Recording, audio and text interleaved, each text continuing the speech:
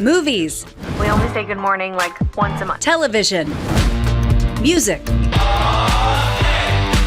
It's just what I've been passionate about since I was a little kid. The arts. From backstage to center stage, it's all happening on The Lot.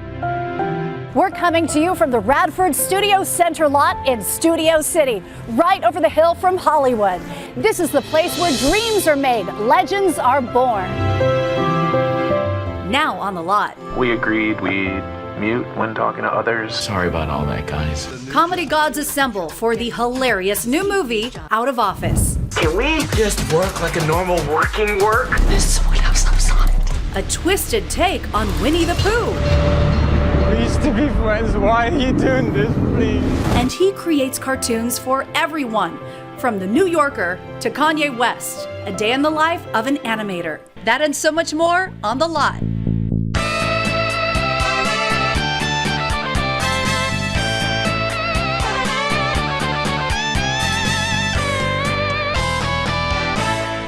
Hello and welcome to The Lot. I'm Suzanne Marquez. Some of the biggest names in comedy are starring in a new movie. It's about working from home and how the lines can blur between your work and your private life. It comes from the showrunner of The Office. Add in a sprinkle of Seinfeld with Jason Alexander, a dash of SNL star Sherry O'Terry, and Ken Jeong of Hangover fame. Our jobs, are they in danger? Absolutely. Mixing work and private life leads to hilarity for the staff in Out of Office. Paul Lieberstein played Toby Flenderson in Human Resources on The Office. Toby, doesn't HR have some rules against talking about this kind of stuff? Aaron, HR is a joke. I can't do anything about anything. He was also the series showrunner from seasons 5 to 8 and was inspired to write this movie while working from home during the pandemic. I was in a pitch meeting with this executive and I was in her bedroom and I was like, what? This feels really weird. I'm seeing your night tables. I shouldn't. I met everyone's kids as they come through. They met mine. I saw pets. Housekeepers, it's just the private life that got in, and thought, oh man, this is what the workplace is now. Paul's Office co-star Oscar Nunez says basically everyone in comedy wanted an invitation to this party. I can tell you why people showed up, because the script is funny. It's a funny script, and that's why I showed up. It's a ridiculous part. This guy comes in, no business being there, and yet he feels in the position of authority to tell people what to do and how to do their jobs. And so he's there yelling at them and trying to inspire them. And it's just, ridiculous. Yeah, I hope you are ready for your big surprise, because this is one of Sitka's greatest treasures. Oscar is a scene stealer. He played a small-town Chippendales dancer in the film The Proposal. He also appeared in The Lost City as a sketchy pilot. Have you ever murdered anyone before? No. Oh, the pay is it beats digging a dick out. I do it for free. I have no choice. I've been silly since I was 4 years old and 5, and I'm so happy to be doing this. I love it. I love it. Good morning. Good morning. Good morning. Good morning. Good morning. Good morning. Good morning. Good morning. Good morning. How about we only say good morning like once a month? What is she talking about? Out of Office premieres Monday, September 5th at 8 p.m. on Comedy Central. Wire Room opens this week in theaters. It is the last film of Bruce Willis's legendary career after he was diagnosed with aphasia, which affects one's ability to communicate. Out of respect for Bruce's current situation, Lionsgate asked us to refrain from questions about him, but his co-star Kevin Dillon shared some memories with us. Bruce Willis is a movie star. This is our guy, Eddie Flynn. Some argue his most iconic role is as beleaguered boxer Butch Coolidge in Pulp Fiction. Whose motorcycle is this? It's a chopper, baby. Whose chopper is this? Zed's. Who's Zed? Zed's dead, baby. Zed's dead. He's got this delivery that's just so perfect, the way he can deliver these catchphrase lines, Kevin Dillon co-stars in what is probably Bruce's last film, Wire Room. I got to work with him, who's an amazing guy and an amazing actor. So it was perfect. I couldn't say no. Yeah. Do you have any favorite movies of his? You know, it's hard not to say Die Hard 1 because that first Die Hard was just so great. It's Christmas Eve in L.A., California. Is Daddy coming home with you? Well, we'll see what Santa and Mommy can do, okay? Die Hard, the movie that sparked the big debate. Is it or isn't it a Christmas movie? They have already killed one hostage. This channel is reserved for emergency calls only. Lady, do I sound like I'm ordering a pizza? In Wire Room, Bruce Willis is Shane Mueller. Kevin plays Justin Rosa, Homeland Security agents who are dealing with dirty cops. I talked to the sheriff's department. Why would you do that? Don't you dare move. Not till I get there. So let's set the scene for viewers. Yeah. It's I didn't know what a wire room was until I saw the script. And a wire room is a place where, you know, maybe if the FBI or CIA, they could listen in to the bad guys. They could kind of, the room's been wired. They could hear what's going on. Most of the time, it's really boring. It's my character's first day after failing over at Secret Service. He comes to do wire room duty, which should be kind of a boring, easy job. And his first day, everything goes wrong and things get a little crazy, and it goes from there. It's really cool.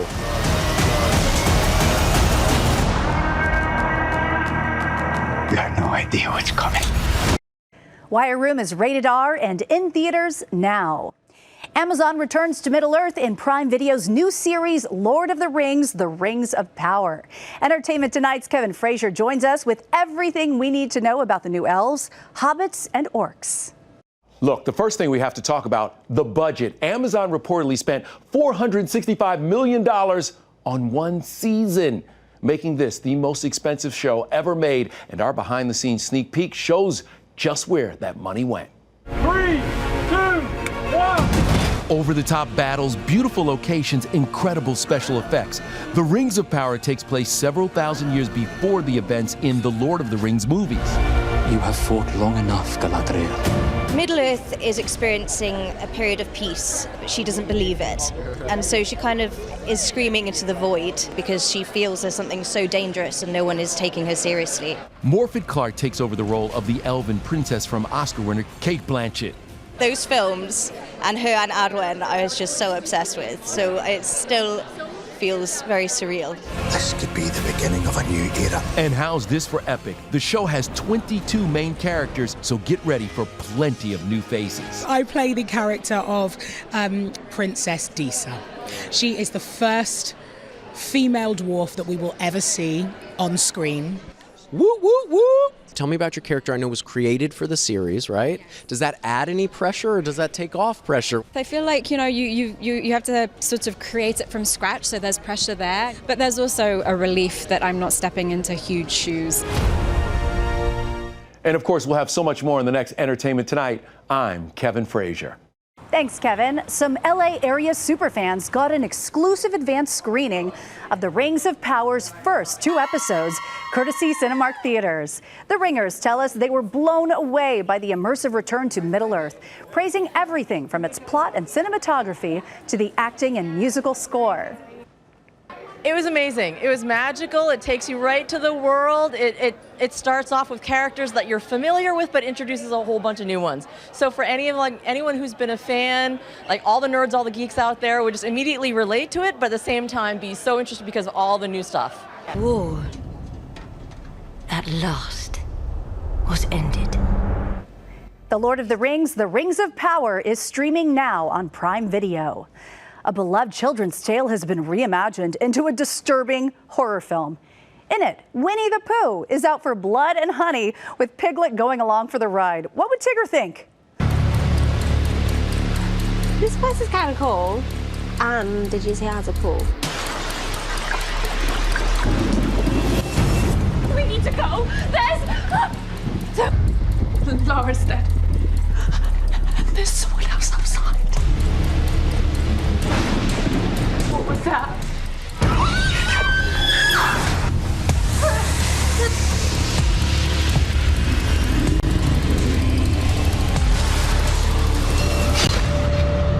We used to be friends. Why are you doing this, please? I would have never left, I swear.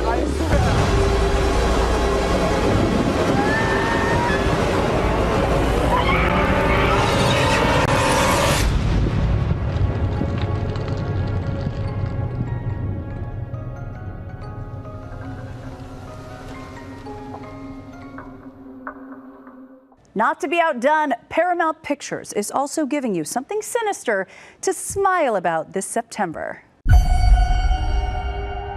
What is it you like to talk about? My patient. Hi. I know you're nervous. I just want to have a chat.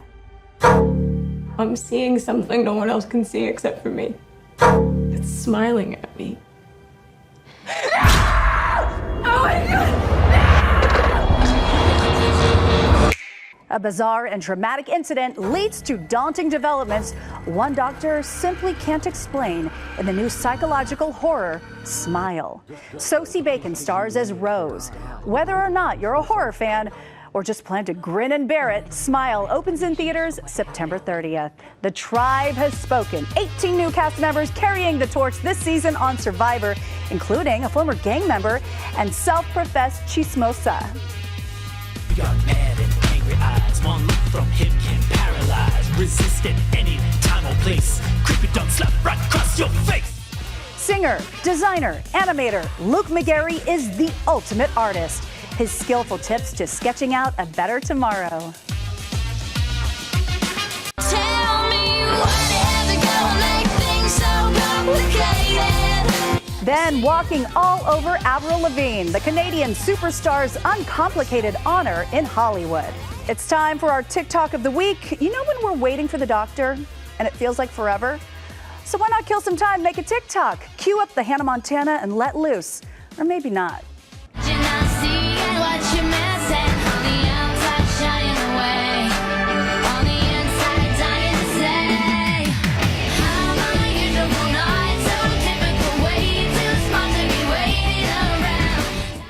Of course, the cute doctor walks in right on cue. That was TikToker Hungry Caterpillar after he fully committed to the performance. And look at that warm-up. To be fair, how long does it take until you get up and start poking around the room, lay down on the table, or just rock out to Rockstar by Hannah Montana? It's always just a matter of time.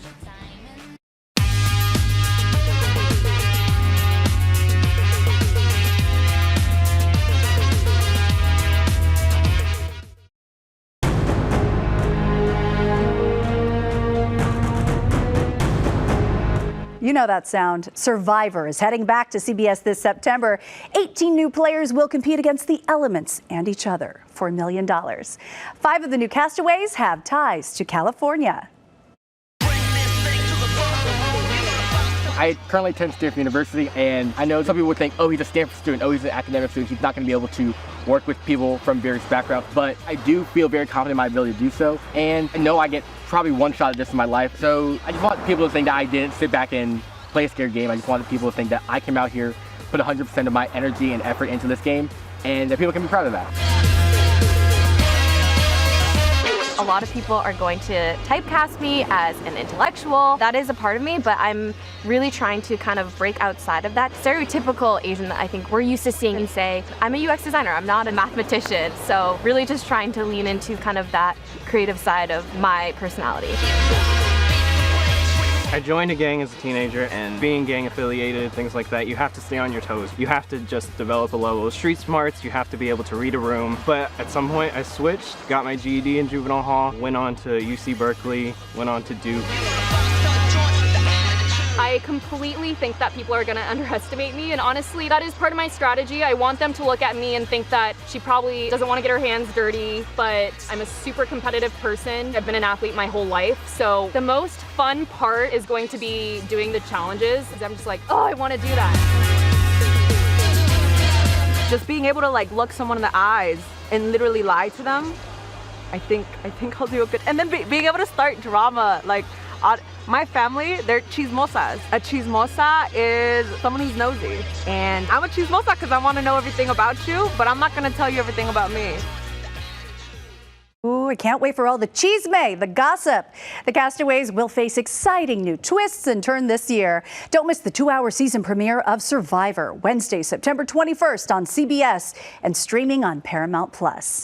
Network TV's #1 daytime series will also come on down this September for its 50th anniversary. The Price is Right is planning something worth much more than the actual retail price. We're going to celebrate our 50th year on the air. Drew Carey is returning for his 15th anniversary as host of the longest-running game show in TV history. This season will also include more prime-time bonkers, cliffhangers, and flip-flops. The Showcase Showdowns return with The Price is Right is Monday, September 19th on CBS. Cobwebs over on Disney Junior, and we're told they're quite amazing.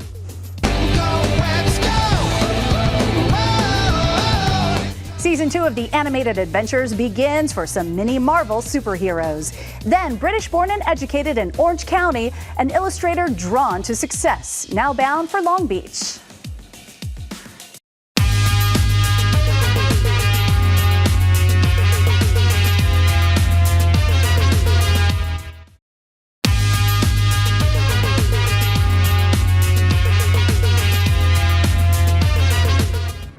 My name is Austin. Hi, my name is Austin. You're watching a lot. Happy birthday, Mama. Oh my gosh, that was a surprise. My son on the lot. You really made my week. Thank you guys. My month, my year. Thank you. Okay, let's move on. The phrase, jack of all trades, master of none, is an insult, right?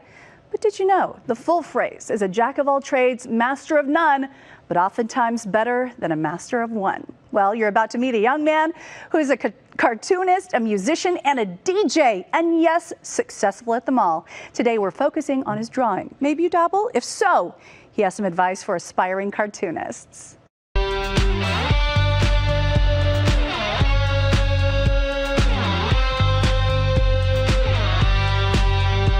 It's impossible to put a label on Luke McGarry. You're watching one of his music videos that he directed and illustrated with his twin brother. I'm a cartoonist first and foremost, and then so I work for magazines like the New Yorker, Mad Magazine, stuff like that, Hollywood Reporter. And then I'm an illustrator, so I do concert posters for people like Jack Black and Tenacious D, Coachella, Mac DeMarco, all these different bands. Then I'm an animator, so I've directed animated shorts, I've done animated music videos for people. I paint, I sculpt on the side, I dabble. Dabbling has proven to be lucrative for Luke. He was born in England, but went to high school at the Orange County High School of the Arts. I fall for a girl, but I never could date her. I'd call her on the phone and breathe like Darth Vader. I started working as a professional illustrator while in high school and very quickly developed this kind of client list and was entrenched in the LA music scene, so just kind of stuck. You've got mad and angry eyes. One look from him can paralyze. Resist at any time or place. Creepy dumb slap right across your face. So when he wasn't playing in his band, he was always drawing, and soon started making concert posters, then animations, then music videos for bands like Tenacious D. We got Cheech and Chong, Margaret Cho, Peaches, and Janine Garofalo, Nick Crow, gonna be great, workaholics, don't forget the state. It's been convenient being based in LA, just the access and exposure to all things Hollywood. But he says aspiring cartoonists can find their kind and thrive anywhere. I'm a member of the National Cartoonist Society, which is old. It's been around forever, and it started in the 1940s, and like Charles Schultz from Peanuts was a member, and everybody, all of those guys are dead now, but they were members. They were all the founding members of this society, and so we have chapters throughout the country, and they always do meetups, they always do special signings, they always do special events. So you can find like-minded people if you're interested in cartoons. Even if there isn't a comic convention happening, there's always stuff going on. Do these two look familiar? Luke started crafting this 4-panel comic before the interview even started. He says he's always drawing, and the rare times he doesn't have something to write with, he's content drawing lines in the sand. Now that's called finding your passion. Luke will be at Long Beach Comic-Con on September 3rd and 4th at the Long Beach Convention Center. That's Saturday and Sunday, 10 to 5 p.m. Tickets are $25 to $45.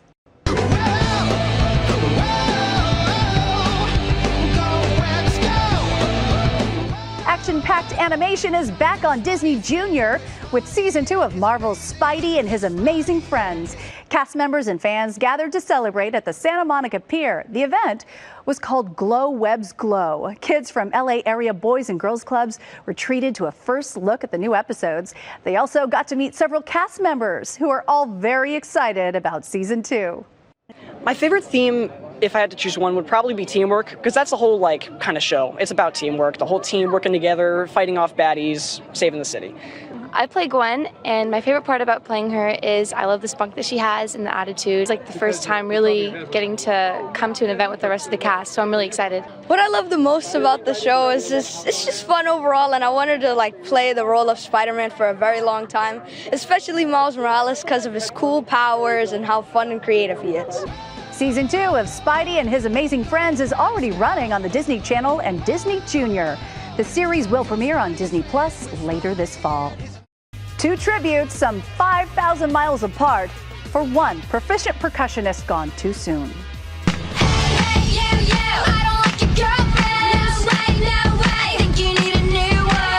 And pop punk queen Avril Lavigne cements her status in Hollywood.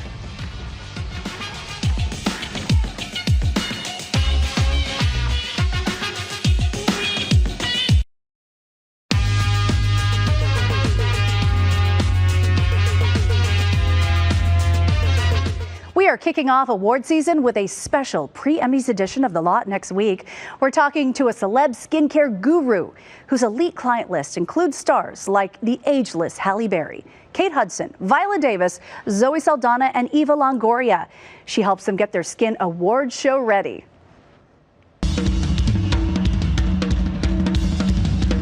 Rock and Roll All-Stars are coming together over the weekend to honor a beloved talent taken too soon, Taylor Hawkins. Travis Barker, Mark Ronson, Miley Cyrus, Pink, and Gene Simmons, to name a few, will join the Foo Fighters and the Hawkins family at 2 tribute concerts. The first takes place September 3rd at London's Wembley Stadium. Inglewood's Kia Forum will host the second on September 27th. The London concert can be seen live on Paramount Plus, Pluto TV, and MTV brand YouTube channels on Saturday, September 3rd at 8:30 in the morning. CBS will air an hour-long version later the same day at 10 p.m. The tributes will benefit charities in both the UK and the US, chosen by the Hawkins family.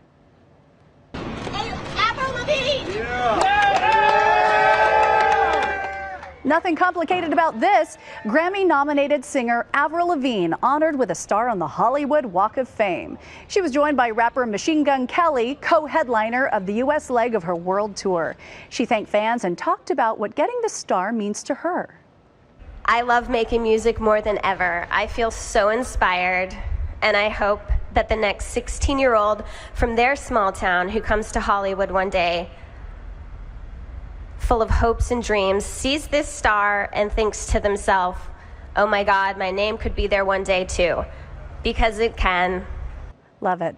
Lavigne's Hollywood honor coincided with the 20th anniversary of her debut album, Let Go. That's all for this episode of The Lot. Thank you so much for watching. And for my producers and people behind the scenes, my treat seeing my son. I'm Suzanne Marquez. We hope to see you again next week. Don't forget, we're celebrating the Emmys.